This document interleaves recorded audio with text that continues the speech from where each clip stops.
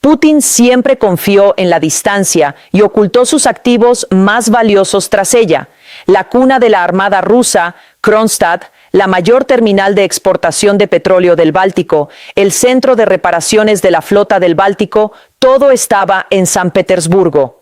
Esta era la fortaleza donde Putin construyó su carrera política y que creía inexpugnable. Pero en la mañana del 3 de junio, Ucrania alcanzó esa fortaleza.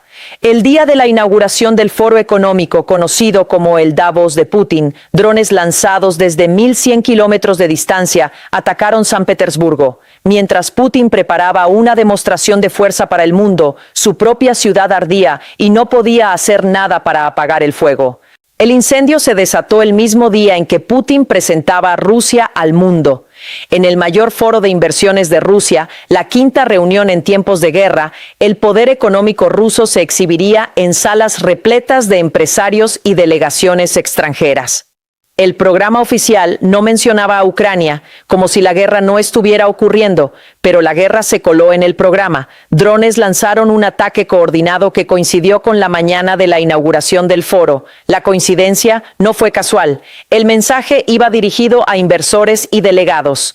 Tras el ataque, la primera respuesta del Kremlin provino del portavoz Peskov. La operación militar especial es necesaria precisamente para prevenir este tipo de ataques. Pero cuando hizo esa declaración, el ataque ya se había producido y no se había podido evitar. El plan estaba funcionando en la dirección completamente opuesta. Lejos de prevenir los ataques, la guerra estaba aumentando su alcance y frecuencia. Incluso Sblogger Alekin, perteneciente a las filas del Kremlin, lo reconoció. Escribió que mientras Rusia organiza foros costosos y alza la voz, Ucrania está causando silenciosamente daños irreparables tanto a la infraestructura como a la imagen del régimen, y las consecuencias de estos daños se sentirán durante años. Alekin tenía razón, ya que Ucrania no había atacado lugares comunes. Drones ucranianos atacaron la terminal petrolera de San Petersburgo, en el primer ataque exitoso contra estas instalaciones. Esta terminal es uno de los mayores puntos de exportación de productos petrolíferos rusos en el Báltico, con una capacidad de procesamiento anual de 12,5 millones de toneladas. Ubicada en la desembocadura del mar Báltico, dentro del gran puerto de San Petersburgo, la terminal recibe combustible que llega por ferrocarril, río y carretera, y lo carga en buques cisterna para su exportación. Es una de las principales vías de acceso energético de Rusia a los mercados europeos y ha sido designada por el Estado como instalación estratégica de seguridad. Precisamente por este motivo, figuraba en la lista de objetivos de Ucrania. El impacto de este ataque va más allá del incendio. La terminal petrolera de San Petersburgo es un eslabón fundamental en las exportaciones rusas al Báltico. Su ataque no solo supone un daño físico, sino un golpe directo a la fiabilidad de los envíos de petróleo a través del Báltico. Cuando las terminales de Primorsk y Ust-Luga fueron atacadas en marzo, las exportaciones totales de petróleo de Rusia cayeron un 43% en una semana. Ahora, la misma campaña ha llegado a San Petersburgo. Los tres principales puntos de exportación de Rusia en el Báltico están bajo ataque.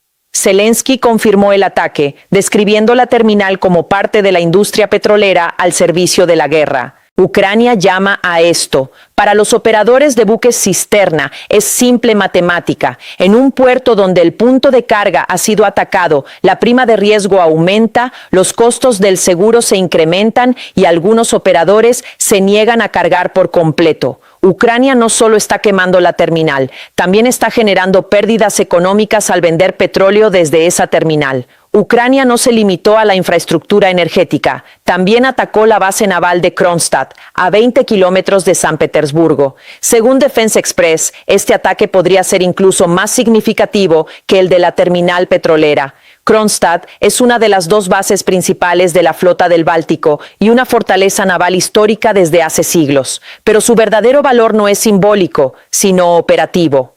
El astillero de Kronstadt es el centro de reparación y modernización más importante de la Armada rusa. Presta servicio no solo a la flota del Báltico, sino a toda la Armada. Incluso las complejas reparaciones de los submarinos de la clase Varshavyanka, pertenecientes a la flota del Mar Negro, se realizaron aquí. La base suele albergar entre 20 y 25 buques de guerra, y el mantenimiento de estos buques depende por completo de Kronstadt. Cuando el astillero sufre un ataque, no solo se daña una instalación, sino que también se ve afectada la capacidad de Rusia para reparar buques de guerra y mantenerlos listos para el combate. El comandante de las Fuerzas de Sistemas No Tripulados, Brovdi, confirmó el objetivo al difundir imágenes del ataque. La corbeta Boyki del proyecto 20.380 fue alcanzada en la madrugada mientras se sometía a reparaciones programadas en dique seco. La Boyki es uno de los buques de guerra activos de la flota del Báltico, con capacidad para misiles guiados, que patrulla zonas cercanas a las fronteras de la OTAN y en los últimos años ha escoltado a los buques cisterna de la flota de la sombra de Rusia a través del Canal de la Mancha.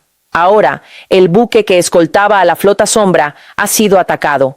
Mientras las armadas occidentales capturan petroleros en alta mar, drones ucranianos interceptan al buque de escolta en su base. La flota sombra se encuentra acorralada desde dos frentes.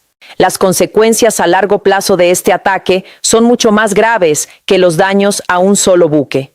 Cuando la capacidad de reparación en Kronstadt se reduzca, los demás buques de la flota del Báltico, los 20 a 25 buques de guerra actualmente atracados en la base, comenzarán a sufrir retrasos en sus ciclos de mantenimiento. Los buques que no puedan repararse perderán su capacidad operativa, no podrán patrullar ni realizar misiones de escolta. Y esta no es la primera crisis naval de Rusia. La flota del Mar Negro se vio obligada a huir de Sebastopol a Novorossiysk debido a los drones navales ucranianos. Ahora, la flota del Báltico en Kronstadt también está bajo ataque. El concepto de puerto seguro para la Armada rusa se derrumbó en el Mar Negro. También se está derrumbando en el Báltico. La situación es crítica. La base naval fue alcanzada, pero el impacto del ataque no se limitó a objetivos militares. Esa mañana, la vida civil de San Petersburgo también se vio gravemente afectada. Durante las horas del ataque, el aeropuerto de Polkovo suspendió el tráfico aéreo. 29 vuelos sufrieron retrasos de más de 2 horas. 9 aeronaves fueron desviadas a otras ciudades. El espacio aéreo de la segunda ciudad más grande de Rusia se había cerrado. Los delegados extranjeros y empresarios que se habían dirigido al foro quedaron varados en sus respectivos aeropuertos. Putin estaba extendiendo una invitación a la inversión al mundo, pero los invitados no podían llegar a la ciudad. La demostración de fuerza económica fracasó incluso antes de empezar. Mientras los cielos se cerraban, el mundo digital también se sumió en la oscuridad. Cuando Rusia detecta una amenaza de drones, implementa cortes regionales de Internet para interrumpir las señales de navegación de los drones. Esa mañana, el servicio de Internet móvil quedó completamente interrumpido en San Petersburgo, y esta vez ni siquiera se podía acceder a los sitios web del gobierno que figuraban en la lista blanca de acceso permitido bajo cualquier circunstancia. Las transacciones bancarias se paralizaron, se recortó el acceso a los servicios de salud, millones de personas quedaron sin comunicación. La ironía es esta: tan solo unos días antes, Putin había dado instrucciones al primer ministro y al director del FSB para que resolvieran precisamente este problema. Ordenó que los servicios esenciales continuaran funcionando, incluso cuando se cortara el Internet. Se dio la instrucción, pero el problema no se solucionó y ocurrió exactamente igual en San Petersburgo. Los drones están logrando algo más allá del daño físico. Están obligando a Rusia a autodestruirse con sus propios reflejos defensivos. Se ha cortado el acceso a Internet para detener los drones. Pero cuando falla Internet, la economía se paraliza, los civiles se ven perjudicados y el mensaje que la infraestructura de este país es poco fiable llega a los inversores que acuden al foro. El propio mecanismo de defensa se convierte en daño y esta es quizás la consecuencia más estratégica del ataque. Y existe una única realidad que hace posible todo este daño. La distancia ya no protege a Rusia. Desde la frontera con Ucrania hasta San Petersburgo hay 1.100 kilómetros y los drones ucranianos recorrieron esa distancia. En 2022, la capacidad de ataque de largo alcance de Ucrania se limitaba a unos pocos cientos de kilómetros, a depósitos cercanos al frente, puentes y centros de mando. En 2024, el alcance se extendió varios kilómetros y las refinerías de la región de Moscú comenzaron a ser objetivo de ataques. En 2026, alcanzó los 1.100 kilómetros. La segunda ciudad más grande de Rusia, la base principal de la flota del Báltico y la mayor terminal de exportación fueron atacadas en una sola noche. Esa misma noche, la fábrica de defensa Progress, que produce armas de precisión guiadas en Tambov, a 600 kilómetros de distancia, también fue incendiada. Ucrania atacó simultáneamente 3 tipos de objetivos diferentes a 3 profundidades distintas: infraestructura energética, una base naval y una fábrica de armas en una sola operación.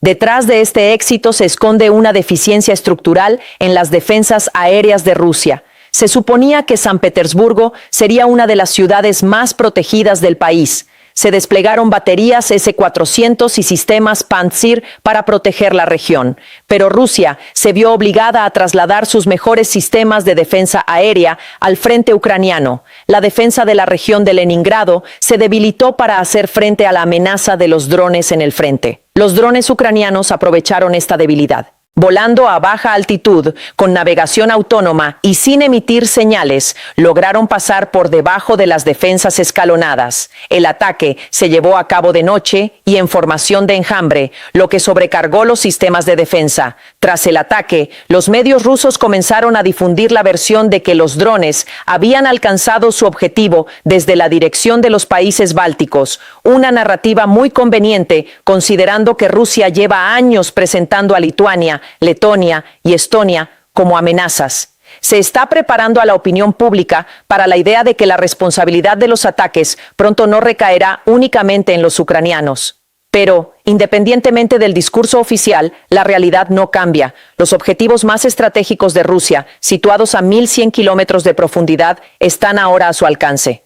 La distancia ya no ofrece protección, y la suposición de Putin de una retaguardia segura se ha derrumbado. Al desmoronarse dicha suposición, el costo de estos ataques para Rusia es mucho mayor que el de tanques incendiados y barcos dañados. El daño económico es el más tangible. Según fuentes del Servicio de Seguridad de Rusia, SBU, cuando la terminal de Primorsk fue atacada en marzo, las exportaciones se detuvieron y las pérdidas diarias superaron los $40 millones. Según cálculos de Reuters, los ataques con drones, los ataques a oleoductos y las incautaciones de buques cisterna interrumpieron en conjunto el 40% de la capacidad de exportación de petróleo de Rusia, casi la mitad. El analista independiente de energía Aaron Stein describió la situación como la amenaza más grave para las exportaciones de petróleo rusas desde 2022. La terminal de San Petersburgo es el último eslabón añadido a este panorama. Los 3 principales puertos de exportación de Rusia en el Báltico ya han sufrido huelgas. Y cada huelga afecta no solo a las exportaciones de ese día, sino también al comercio futuro. Los seguros contra riesgos de guerra para buques cisterna con destino a puertos rusos se han multiplicado. En el Mar Negro, las primas de estos seguros aumentaron según el valor del buque, llegando a alcanzar los $500,000 por cargamento. Los precios del flete en el Báltico alcanzaron niveles récord. Los operadores de buques cisterna hacen cálculos sencillos. ¿Es rentable cargar en un puerto con riesgo de colisión? La respuesta es cada vez más negativa. Y cada negativa reduce la capacidad exportadora de Rusia. El propio foro se convirtió en una demostración en vivo de los daños comerciales. En las fotos tomadas la mañana del ataque, se veía una densa columna de humo negro elevándose tras las pancartas y banderas del foro. Esta imagen llegó a los titulares de los medios de comunicación de todo el mundo. Putin se preparaba para transmitir a los inversores el mensaje de que Rusia es fuerte. Pero los delegados se toparon con un panorama de aeropuertos colapsados, conexiones a Internet interrumpidas y puertos en llamas. Cada vuelo retrasado supone un coste. Cada interrupción en la conexión representa una oportunidad de negocio perdida.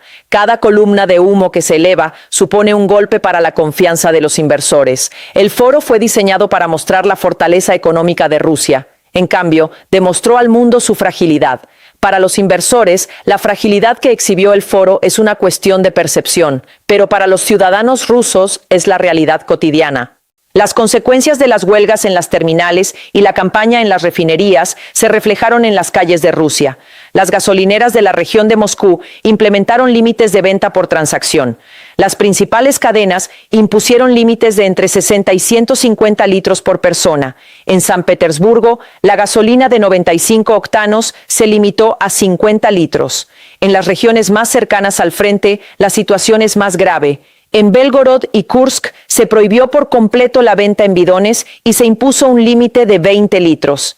En Crimea y Luhansk, territorios ocupados, el sistema de racionamiento continúa vigente. El país que exporta energía al mundo está racionando gasolina en su propia capital y las restricciones se intensifican cada semana. La situación tras esta crisis es aún más grave.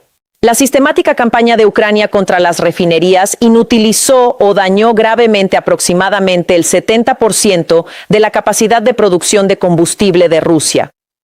8 de las 10 refinerías más grandes fueron atacadas. El Kremlin se vio obligado a prohibir las exportaciones de combustible para aviones hasta el 30 de noviembre. Se sacrificaron las ventas en el extranjero para saturar el mercado interno, pero ni siquiera eso es suficiente. La crisis no se limita a las gasolineras. El sector agrícola no encuentra diésel para la cosecha, las empresas de transporte están reduciendo sus servicios y los vendedores en el mercado negro venden a un precio 3 o 4 veces superior al oficial. Incluso el portavoz del Kremlin, Peskov, se vio obligado a reconocer la escasez de gasolina en el país y el control de las carreteras mediante drones. En la Crimea ocupada, la venta de combustible mediante cupones se describe como la mayor restricción impuesta desde la era soviética. Esta situación pone de manifiesto la profunda brecha entre quienes participan en el foro y quienes están fuera de él. El bloguero Blogger Goleman resumió la situación en una sola frase. ¿Se reúnen allí para debatir sobre qué tipo de economía? Mientras el foro prometía crecimiento a los delegados en el salón, los rusos en la calle hacían cola para comprar gasolina. El costo de la guerra ya no se mide en cifras. Se mide en líneas. Al observar la trayectoria de este coste, medido en líneas, también es necesario ver la otra cara de la moneda, porque no se pueden subestimar las cartas que tiene Rusia en la mano. La corbeta Boyki fue alcanzada, pero no hundida. Estaba en dique seco. Es posible repararlo.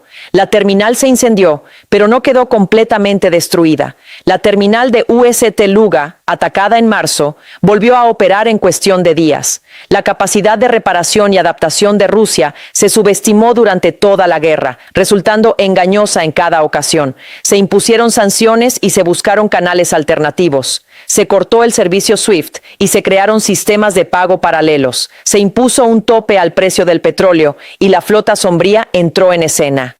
Ignorar esta capacidad de adaptación sería un error de análisis. La profundidad geográfica de Rusia sigue siendo una ventaja importante. Los drones ucranianos alcanzaron los 1.100 kilómetros, pero las refinerías más allá de los Urales, las instalaciones de producción en Siberia y los puertos del Pacífico aún están fuera de su alcance. La infraestructura energética de Rusia no se encuentra exclusivamente en la costa báltica. El país cuenta con capacidades de defensa profundas e inexpugnables. Tras el ataque, el Kremlin anunció un nuevo paradigma, declarando que tomaría represalias sistemáticas contra la infraestructura ucraniana. La capacidad de represalia de Rusia con los misiles Iskander, Kalibr y Kinzhal hipersónicos sigue siendo considerable. La guerra no es unilateral. Ucrania ataca, pero también es atacada. Sin embargo, evaluar el ataque a San Petersburgo como un hecho aislado implica perder de vista el panorama general. Este ataque es un modelo a seguir, y este modelo se repetirá. Ucrania continúa produciendo drones a escala industrial. Su alcance se amplía con cada operación, y la selección de objetivos se vuelve cada vez más estratégica. El 3 de junio, Ucrania demostró que puede atacar simultáneamente 3 tipos de objetivos diferentes a 3 profundidades distintas: infraestructura energética, una base naval y una fábrica de armas, en una sola noche. Esta capacidad es irreversible, y con cada ataque, Rusia se enfrenta al mismo dilema. Si traslada su defensa a la retaguardia, el frente se debilita. Si se centra en el frente, la profundidad queda expuesta. El dilema es tan permanente como el propio ataque. El daño real no se produce en la terminal ni en el muelle, está en la narrativa. Putin siempre confió en la distancia y ocultó sus activos más valiosos tras ella. La mañana del 3 de junio, la distancia no pudo protegerlo. En su propia ciudad, el día de la inauguración de su propio foro, en la cuna de su propia armada, drones a 1.100 kilómetros de distancia desbarataron el mensaje de Putin de que todo estaba bajo control.